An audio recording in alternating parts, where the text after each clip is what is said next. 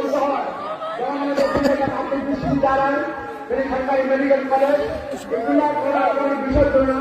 আমাদের এখানে প্রধানমন্ত্রী করেছিলাম দুর্ভাগ্যজনক হয় যখন নেতৃত্বে ব্যর্থতার কারণে আমরা আমাদের হয়নি। যারা আজকে আমার নতুন করে অর্ডার দিচ্ছেন তারা পূরণ করবেন, তারা অভিযোগ ছিলেন কোনো কেউ করেন নাই বর্তমান তাদের মধ্যে অভিযোগ করতে পারবেন। আমরা আমাদের সামনে একটা প্রধানমন্ত্রী সমস্যা রয়েছে।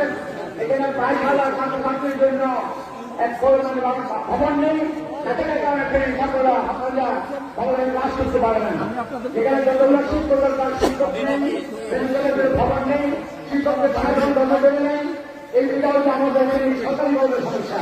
এই জন্য আমরা মনে করি এই সমস্যার আগে সরকার প্রদান করবেন কাটিয়ে আমরা আমাদের তিনজনকে এখানে ভোট আসবেন। এরপরে আমাদের